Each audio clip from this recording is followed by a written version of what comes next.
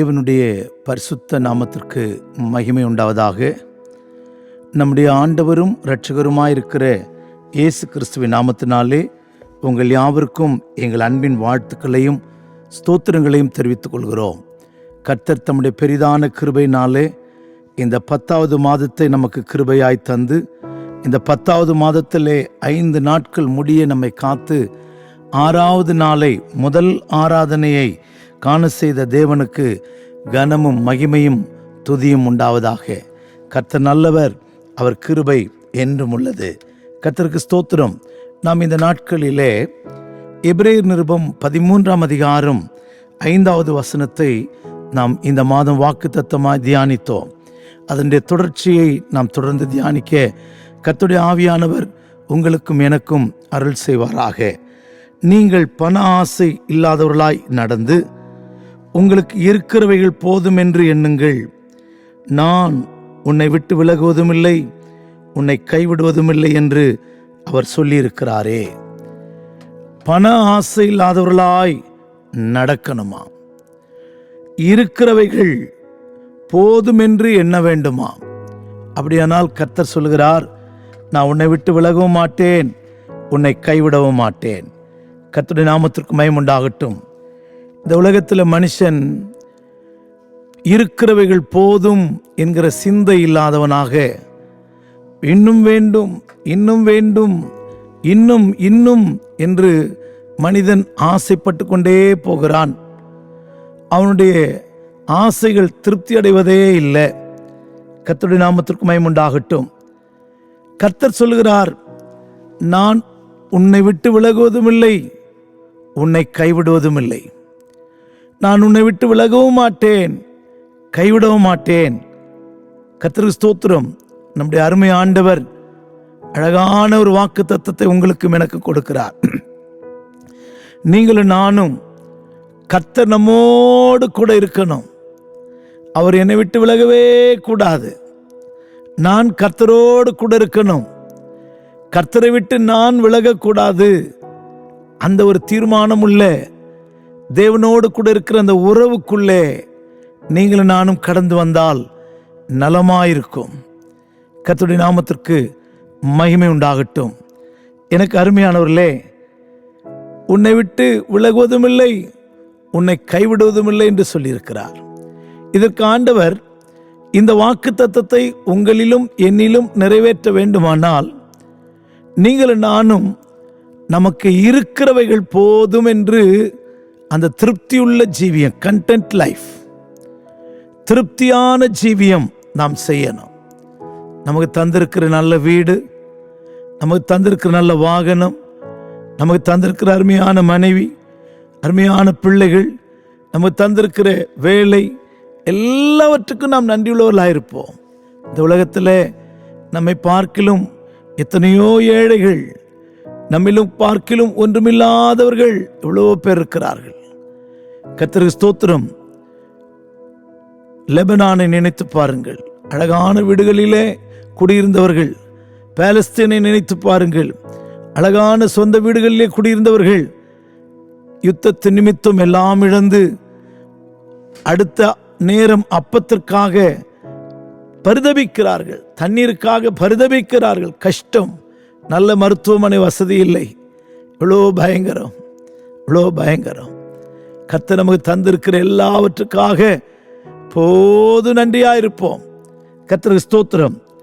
வேதத்தில் போதும் என்கிற மனதுடனே கூடிய தேவ பக்தியே மிகுந்த ஆதாயம் என்று 1 தீமோத்தேயு 6ஆம் அதிகாரம் 6ஆம் வசனத்தில் எழுதப்பட்டிருக்கிறது. போதும் என்கிற மனது, மைண்ட் ஆஃப் கண்டென்ட், எனக்கு தேவன் தந்திருக்கிறவைகள் போதும்.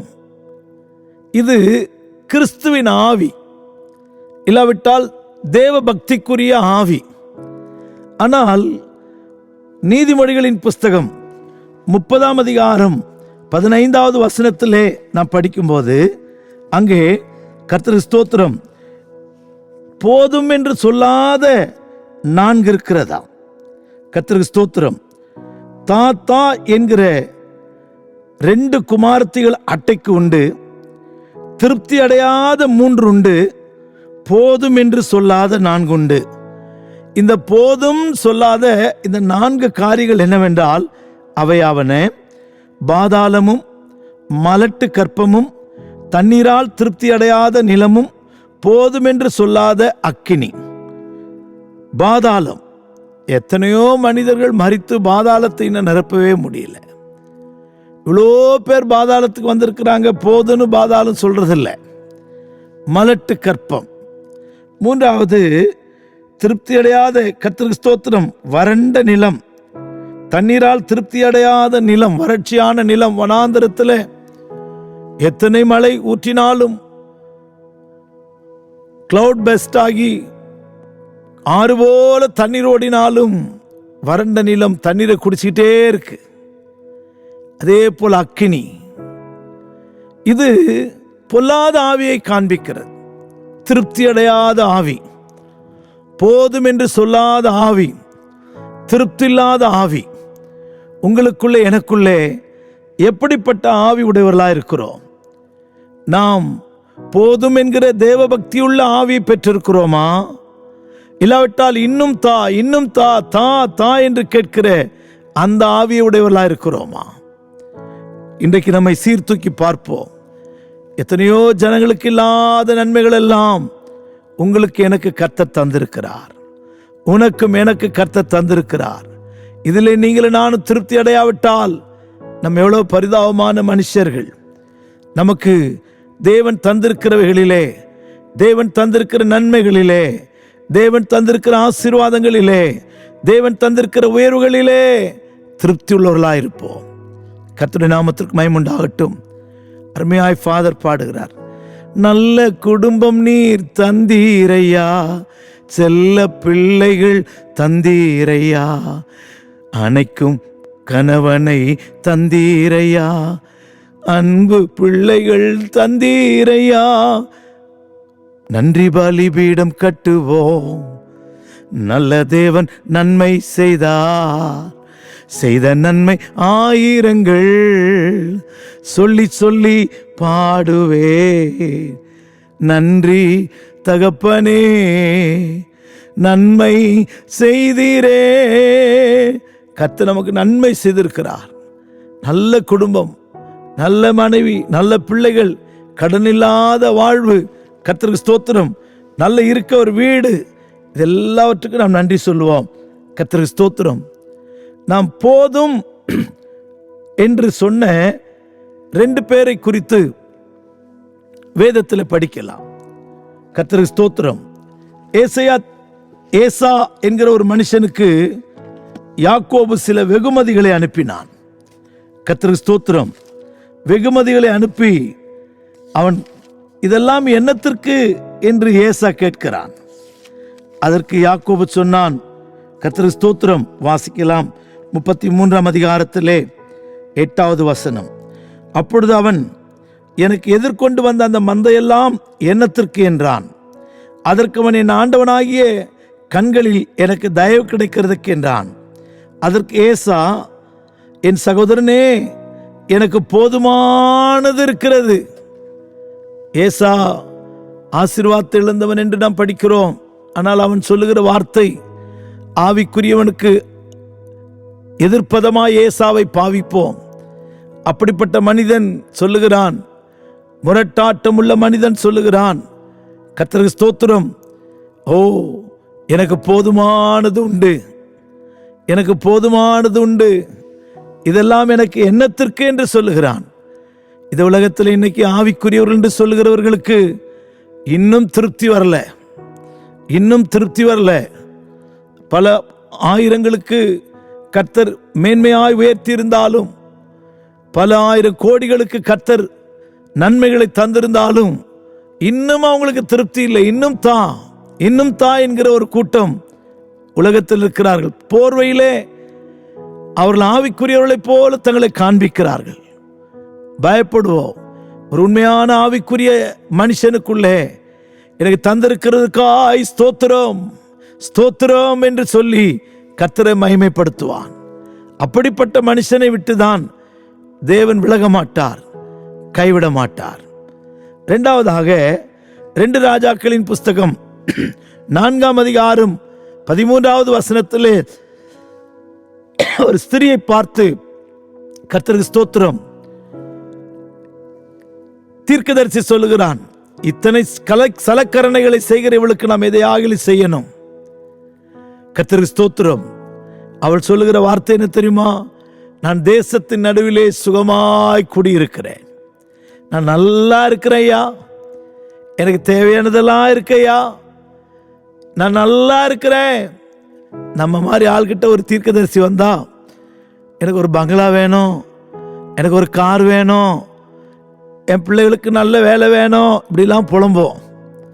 ஆனால் அந்த ஸ்திரீ சொல்லுகிறாள், கனம் பொருந்தின ஸ்திரீ சொல்லுகிறாள், ஆண்டவனே, நான் தேசத்தின் நடுவிலே சுகமாய் குடியிருக்கிறேன், நான் சுகமாய் குடியிருக்கிறேன். அவளுக்கு ஒரு குறைவு இருக்கிறது, தேவை இருக்கிறது. ஆனாலும் திருப்தியுள்ள இருதயம், பக்தியுள்ள இருதயம், எனக்கு தேவையானதெல்லாம் கர்த்தர் தந்திருக்கிறார். ஆம் பிரியமானவர்களே, நாம் பாதாளத்தின் ஆவி உடையவர்களா இருக்கிறோமா? கிறிஸ்துவின் ஆவி உடையவர்களா இருக்கிறோமா? போதும் என்கிற அந்த மனது நமக்கு இருக்கிறதா? இன்னும் தா இன்னும் வேணும் என்கிற மனசு இருக்கிறதா? இரண்டாவது, போதுமானது எனக்கு உண்டு என்று சொல்லக்கூடிய திருப்தியான நிலவரத்தில் இருக்கிறோமா? இல்லாவிட்டால் இன்னும் வேணும் என்று சொல்லுகிற இடத்தில் இருக்கிறோமா? உங்களுக்குள்ள எனக்குள்ளே நமக்கு இருக்கிறது போதும் என்கிற ஒரு நல்ல இருதயம் நமக்குள்ள உருவாகட்டும். கர்த்தருக்கு ஸ்தோத்திரம். எது நமக்கு போதும்? எது நமக்கு போதும்? எபிரேயர் 3:5 பண ஆசை இல்லாதவர்களாக இருந்து உங்களுக்கு இருக்கிறவைகள் போதும் என்று எண்ணுங்கள் என்று சொல்லப்பட்டிருக்கு. 1 தீமோத்தேயின் புஸ்தகம் 6ஆம் அதிகாரம் 6ஆம் வசனத்திலும் 8ஆம் வசனத்திலும் படிக்கும்போது, போதும் என்கிற மனதுடனே கூடிய தேவ பக்தியே மிகுந்த ஆதாயம் என்று சொல்லப்பட்டிருக்கு. உண்ணவும் உடுக்கவும் நமக்கு இருந்தால் போதும் என்று இருக்க கடவோம் என்று 8ஆம் வசனத்தில் எழுதப்பட்டிருக்கு. கர்த்தருக்கு ஸ்தோத்திரம். எல்லாவற்றுக்கும் மேலாய் பிலிப்புக்கு ஒரு ஆசை. பிலிப்பு கேட்கிறான் இயேசுவை பார்த்து. யோவான் சுவிசேஷம் 14ஆம் அதிகாரத்திலே பிலிப்பு இயேசுவிடத்தில் கேட்ட காரியம் என்ன தெரியுமா? பிதாவை எங்களுக்கு காட்டும், அது போதும். பிதாவை எங்களுக்கு காண்பியும், அது போதும். 8ஆம் வசனம், யோவான் சுவிசேஷம் 14ஆம் அதிகாரம். பிலிப்பு அவரை நோக்கி, ஆண்டவரே, பிதாவை எங்களுக்கு காண்பியும், அது எங்களுக்கு போதும், வேற ஒன்றும் வேணாம் ஆண்டவரே. கர்த்தருக்கு ஸ்தோத்திரம். இவ்வளவு காலம் நான் உங்களுடனே கூட இருந்தும் நீங்கள் என்னை அறியவில்லையா? என்னை கண்டவன் என் பிதாவை கண்டான். அப்படி இருக்க பிதாவை எங்களுக்கு காண்பியும் என்று நீ சொல்லுகிறாயே. இயேசுவை கண்டவன் பிதாவை கண்டான். கர்த்தருக்கு ஸ்தோத்திரம். பிதாவை காண்பி. பிலிப்புக்கு ஆசை, பிதாவாகிய தேவனை காண வேணும். ஆமாம், நமக்குள்ள ஆசை பெருகட்டும். ஆண்டவரே, உம்மை பார்த்தால் போதும். யாக்கோபை போல சொல்லுவோம், இது போதும். யோசேப்பு இன்னும் உயிரோடு இருக்கிறான். இது போதும். நான் மரணம் அடையும் முன்னே அவனை போய் பார்ப்பேன். கர்த்தருக்கு ஸ்தோத்திரம். நமக்குள் ஒரு ஆசை பெருகட்டும். யோசேப்பா இருக்கிற இயேசுவை நான் காணணும், வருகைக்கு ஆயத்தமாகணும், எப்படி ஆகிலும் பரிசுத்தமாகணும். இந்த உலகத்துக்குரியவளையே நேடி நான் பரலோகத்தை விட்டுறக்கூடாது. கர்த்தரை எப்படி ஆகிலும் நான் பிடித்து கொள்ளணும், இயேசுவை போய் பார்க்கணுமே. அந்த ஆசை பெருகட்டும். அதுதான் ஆவிக்குரிய ஜீவியம். அதுதான் கர்த்தருக்கு ஸ்தோத்திரம், பக்தியுள்ள ஜீவியம். இந்த உலகத்தில் எனக்கு தந்தவைகள் போதும். பிதாவை காணணுமே, இயேசுவை பார்க்கணுமே, பரலோகம் போகணுமே. கர்த்தருக்கு ஸ்தோத்திரம். யோசேப்பை பார்க்கணுமே. ஆதியாகம புஸ்தகம் 45ஆம் அதிகாரத்திலே நாம் படிக்கும்போது, யோசேப்பு அனுப்பின வண்டிகளை, வாகனங்களை யாக்கோபு கண்டான். அப்பொழுதுதான் அவன் சொல்லுகிறான், இது போதும், கர்த்தருக்கு ஸ்தோத்திரம். யாக்கோபு அவர்கள் யோசேப்பு தங்களுடனே சொன்ன வார்த்தைகளை யாவையும் அவனுக்கு சொன்ன போதும், தன்னை ஏற்றிக்கொண்டு போகும்படி யோசேப்பு அனுப்பின வண்டிகளை அவன் கண்டபோதும் அவருடைய தகப்பனாகிய யாக்கோபின் ஆவி உயிர்த்தது. அப்பொழுது இஸ்ரவேல், என் குமாரனாகிய யோசேப்பு இன்னும் உயிரோடு இருக்கிறான், இது போதும், நான் மரணமடை முன்னே அவனை பார்ப்பேன் என்றான். இயேசுவை பார்க்கணுங்கிற ஆசை நம்மளை பெருகட்டும். இன்ப இயேசு ராஜாவை நான் பார்த்தால் போதும், மகிமையில் அவரோடு நான் வாழ்ந்தால் போதும். இன்ப இயேசு ராஜாவை நான் பார்த்தால் போதும், மகிமையில் அவரோடு நான் வாழ்ந்தால் போதும். நித்தியமாம் மோட்ச வீட்டில் சேர்ந்தால் போதும், நித்தியமாம் மோட்ச வீட்டில் சேர்ந்தால் போதும். அல்லேலூயா கூட்டத்தில் நான் மகிழ்ந்தால் போதும், அல்லேலூயா கூட்டத்தில் நான் மகிழ்ந்தால் போதும். அந்த ஆசை நமக்குள்ள பெருகட்டும். யோசேப்பு இன்னும் உயிரோடு இருக்கிறான். அவன் மரித்து விட்டான் எண்ணினேன். யோசேப்பு உயிரோடு இருக்கிறான். இயேசு உயிரோடு இருக்கிறார். நான் அவரை பார்க்கணும், நான் அவரை பார்க்கணும். இப்படிப்பட்ட போதும் என்கிற இந்த ஜீவியம் நமக்கு இருக்கிறது. உண்ணவும் உடுக்கம் இருந்தால் போதும், ஆண்டவரை பார்த்தால் போதும். இந்த ஜீவியம் நமக்குள்ள பெருகட்டும். எல்லாவற்றுக்கும் மேலாக உங்களுக்குள்ளே எனக்குள்ளே ஒரு காரியம் தேவை. கர்த்தருடைய நாமத்திற்கு மகிமை உண்டாகட்டும். ஆதியாகம புஸ்தகம் 33ஆம் அதிகாரத்திலே 15வது வசனத்திலே முற்பிதாக்கள் கேட்ட ஒரு காரியம். கர்த்தருக்கு ஸ்தோத்திரம். அப்பொழுது ஏசா, என்னிடத்தில் இருக்கிற ஜனங்களில் சிலரை நான் உன்னிடத்தில் நிறுத்திவிட்டு போகட்டுமா என்றான். அதற்கு அவன், அது என்னத்திற்கு? என் ஆண்டவனுடைய கண்களில் எனக்கு தயவு கிடைத்தால் மாத்திரம் போதும். முற்பிதாவாகிய யாக்கோபனுடைய வாஞ்சை, ஏசாவே, உம்முடைய கண்களில் எனக்கு தயவு கிடைத்தால் போதும். ஏன் தயவு கிடைக்கணும்? இந்த ஏசா அவன் ஏமாற்றப்பட்ட போது ஒரு தீர்மானம் பண்ணினான். என் தகப்பன் வயது சென்றவராயிருக்கிறார், எப்படியும் அவர் மரிப்பார், அன்றைக்கு யாக்கோபை பார்ப்பேன், அவனை கர்த்தருக்கு ஸ்தோத்திரம் கொன்று போடுவேன். யாக்கோபை கொலை செய்யும்படி, கொன்று போடும்படி கர்த்தருக்கு ஸ்தோத்திரம் அவன் நினைத்தான். கர்த்தருடைய நாமத்திற்கு மகிமை உண்டாகட்டும். எனக்கு அருமையானவர்களே, ஆதியாகம புஸ்தகம் 27ஆம் அதிகாரம் 41ஆம் வசனத்திலே, யாக்கோபை தகப்பன் ஆசீர்வதித்த நிமித்தம் ஏசா யாக்கோபை பகைத்து, என் தகப்பனுக்காக துக்கிக்கும் நாட்கள் சீக்கிரம் வரும், அப்பொழுது என் சகோதரனாகிய யாக்கோபை கொன்று போடுவேன் என்று ஏசா இதயத்திலே சொல்லிக் கொண்டான். கர்த்தருக்கு ஸ்தோத்திரம். இப்பொழுது ஏசா அந்த கோபத்தை தணிக்க இவன் வெகுமதிகளை அனுப்புகிறான். இந்த வெகுமதிகள் என்னத்திற்கு என்று ஏசா கேட்கிறான். ஏசா சொல்லுகிறான், உனக்கு உதவி செய்வதற்கு என்னுடைய ஆட்களை நான் நிறுத்தி போகிறேன். ஐயா, உதவி எல்லாம் வேண்டாம் ஐயா, உடைய கண்களில் தயவு கிடைத்தால் போதும். இந்த கர்த்தருக்கு ஸ்தோத்திரம், உடைய கண்களில் தயவு கிடைத்தால் போதும். கர்த்தருடைய தயவு நமக்கு என்ன செய்யும்? கர்த்தருடைய தயவு என்ன செய்யும்? மரணத்துக்கு நீங்களாக்கும். தேவ தயவு உன் சத்துருவை உனக்கு மித்ருவாய் மாற்றும். கர்த்தருக்கு ஸ்தோத்திரம்.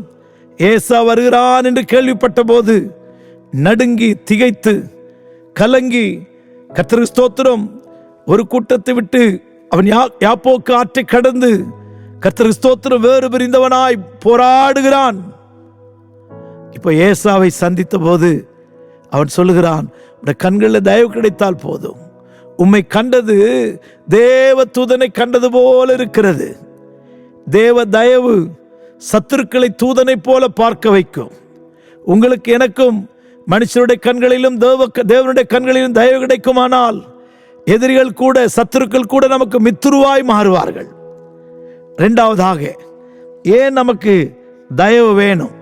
இயேசு சுவாமி இந்த பூமியிலே ஜீவித்த போது தேவ கிருபையிலும் மனுஷர் தயவிலும் அதிகமாய் விருத்தி அடைந்தார் என்று படிக்கிறோம். நாமும் கூட இந்த பூமியில ஜீவிக்கிற நமக்கு அநேக நேரங்களிலே மனுஷர் தயவு, தேவ கிருபை தேவை, மனுஷர் தயவும் தேவை. கர்த்தருக்கு ஸ்தோத்திரம். மனுஷ தயவு மரணத்துக்கு நீங்களாக்கும், சத்துருவை மித்ருவாக்கும் என்று ஏசா யாக்கோபு சம்பவத்திலே நாம் படித்தோம்.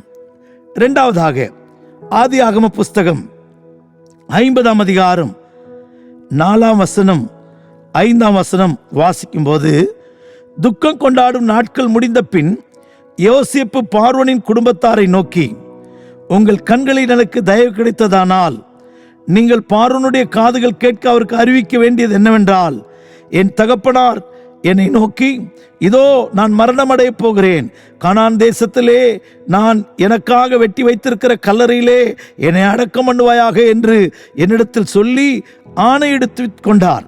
நான் அங்கே போய் என் தகப்பனை அடக்கம் பண்ணி வருவதற்கு உத்தரவு கொடுக்க வேண்டிக் கொள்கிறேன் என்று சொல்லுங்கள். அதற்கு பார்வோன், உன் தகப்பன் உன்னிடத்தில் ஆணையிட்டபடியே நீ போய் அவரை அடக்கம் பண்ணி என்றான். கர்த்தருடைய நாமத்திற்கு மகிமை உண்டாகட்டும். ஆம் பிரியமானவர்களே, கர்த்தருக்கு ஸ்தோத்திரம்.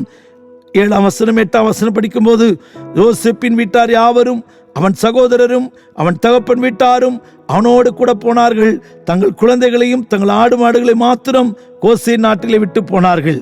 போய் ஒரு நல்ல ஒரு அடக்க ஆராதனை, தகப்பனுக்கு செய்த அந்த உடன்படிக்கையை நிறைவேற்றி வந்தான். நான் இப்படி நினைக்கிறேன், தேவ தயவு, மனுஷர் தயவு கிடைத்தால் நாம் வேண்டிக் கொள்கிறதை கர்த்தர் நமக்கு தருவார். நாம் வேண்டிக் கொள்கிறதை நமக்கு தருவார். யாத்திராகம புஸ்தகம் 3ஆம் அதிகாரத்திலே நாம் படிக்கும்போது தேவன் சொன்னாரே, எகிப்தியரின் கண்களில் உங்களுக்கு தயவு கிடைக்க பண்ணுவேன், எகிப்தியரின் கண்களில் உங்களுக்கு தயவு கிடைக்க பண்ணுவேன், நீங்கள் போகும்போது வெறுமையாய் போவதில்லை. கர்த்தருக்கு ஸ்தோத்திரம். நீங்கள் தன் வீட்டில் தங்குகிறவர்களிடத்திலும் வெள்ளி உடைமைகளையும் பொன்னுடைமைகளையும் வஸ்திரங்களையும் கேட்டு வாங்குவீர்கள், அவைகள் உங்கள் குமாரருக்கும் உங்கள் குமாரத்திகளுக்கு தரிப்பித்து எகிப்தியரை கொள்ளையிடுவீர்கள் என்று சொன்னார். அப்படியானால் தேவ தயவு, மனுஷ தயவு, கர்த்தருக்கு ஸ்தோத்திரம். தேவன் மனுஷருடைய கண்களிலே தயவடைக்க பண்ணினால் நீங்களும் நானும் வேண்டிக் கொள்கிற விரும்புகிற நல்ல காரியங்கள் எல்லாம் உங்களுக்கு எனக்கு கர்த்தர் கொடுப்பார். கர்த்தர் நாமத்திற்கு மகிமை உண்டாகட்டும். மூன்றாவது சொல்லுகிறேன், தேவ தயவு நமக்கு உண்டாயிருக்குமானால், மனுஷ தயவு உண்டாயிருக்குமானால், ஆபிரகாம் விதமாய் தன் வீட்டிற்கு வந்த 3 புருஷரை பார்த்து கேட்கிறான். 18ஆம் அதிகாரம் 3ஆவது வசனத்தில் படிக்கும்போது, ஆண்டவன்மாரே, உம்முடைய கண்களில் எனக்கு தயவு கிடைத்ததானால் எங்களை கடந்து போகாதீங்க, எங்களை விட்டு போகாதீங்க. கர்த்தருக்கு ஸ்தோத்திரம். ஆம் பிரியமானவர்களே, தேவ தயவு உனக்கு தேவையான எல்லா நன்மைகளையும், பரத்தில் இருக்கிற உன்னுடைய ஆവശ്யங்கள் எக்கையும், உனக்கு தேவையான எல்லா நன்மைகளையும் தேவ தயவு உங்களுக்கு தந்தருளும். இதை ஆபிரகாம் வீட்டுக்கு வந்த இந்த 3 புருஷர்கள் அவனுக்கு இருக்கிறதை தராமல் அவனுக்கு வேண்டியதை கொடுத்து போனார்கள். கர்த்தருடைய நாமத்திற்கு மகிமை உண்டாகட்டும். ஆம், கர்த்தருக்கு ஸ்தோத்திரம். தேவ தயவு நமக்கு உண்டாகுமானால் கர்த்தர் நமக்காக எழுந்தருளுவார். யாத்திராகமம் 34:9 படிக்கும்போது, கர்த்தர் எழுந்தருளுவார், கர்த்தர் நினைவு கூறுவார், தம்முடைய ஜனம் என்று நம்மை நினைவு கூறுவார். கர்த்தருக்கு ஸ்தோத்திரம். இப்படிப்பட்ட நன்மைகள் பயத்துக்கு நீங்களாக, சத்துரு மித்துருவாய் மாற, கர்த்தருக்கு ஸ்தோத்திரம், வேண்டியவைகள் கிடைக்க, கர்த்தருக்கு ஸ்தோத்திரம், கர்த்தர் நம்மோடு கூட இருக்க, அதோடு மாத்திரமல்ல, ஆண்டவர் நமக்காக எழுந்தருள நமக்கு தயவு தேவை. அதனால கேட்போம், தயவு மட்டும் போதும், வேலையாட்கள்லாம் வேண்டாயா, உடைய கண்களில் தயவு கிடைத்தால் போதும். எத்தனை பேர் இந்த காலவேளை கேட்கலாம் நினைக்கிறோம். அவருடைய தயவு நம்மை உயர்த்தும், அவருடைய தயவு நம்மை மேன்மையுள்ளவர்களாய் மாற்றும். கர்த்தருக்கு ஸ்தோத்திரம். தயவு பெற்ற அநேகரை குறித்து யோசேப்புக்கு ஆண்டவர் எல்லாருடைய கண்களை தயவு கிடைக்க பண்ணினார். எஸ்தருக்கு மொர்தெகாயுடைய கண்களிலே தயவு கிடைக்க பண்ணினார். ராஜாவுடைய கண்களிலே தயவு கிடைக்க பண்ணினார். கர்த்தருக்கு ஸ்தோத்திரம். அந்த கன்னிமாடத்தை காக்கிற மனுஷனுடைய கண்களிலே தயவிடைக்க பண்ணினார். ஏகாயுடைய கண்களிலே தயவிடைக்க பண்ணினார். அவள் உயர்த்தப்பட்டாள். உம்முடைய தயவினாலே எங்களுடைய கொம்பு உயரும் என்று சங்கீதக்காரன் சொல்லுகிறான். நம் உயரும்படி கிருபை கேட்போம், தயவு கேட்போம். உம்முடைய தயவு மாத்திரம் போதும் என்று சொல்லுவோம். தேவ தயவு இருந்தால் இத்தனை நன்மைகள், ஆசீர்வாதங்கள் உண்மையில் என்மேல் வந்து இறங்கும். அந்த தயவை பெற்றுக்கொள்வோம். தயவு போதும் ஆண்டவரே, உங்க தயவு போதும் ஆண்டவரே என்று சொல்லுவோம். கர்த்தர் நம்மை நடத்துவார். ஜெபிப்போமா? பிதாவே, உமக்கு ஸ்தோத்திரம். உங்களுக்கு இருக்கிறவைகள் போதும் என்று எண்ணுங்கள். நாங்கள் எங்களுக்கு இருக்கிறவைகள் போதும் என்று எண்ணி, எங்கள் சம்பளம் போதும், எங்களுக்கு இருக்கிறவைகள் போதும், உண்ண உடுக்க இருந்தால் போதும், எனக்கு தந்திருக்கிறவர்களுக்காய் நன்றி என்று சொல்லி உம்மை மகிமைப்படுத்தி, எல்லாவற்றுக்கும் மேலாய் உம்முடைய தயவு போதும் என்று நாங்கள் சொல்லுகிறோம். தயவு எங்களை உயர்த்தும். தயவு எங்கள் சத்துருக்களை மித்திருவாய் மாற்றும்.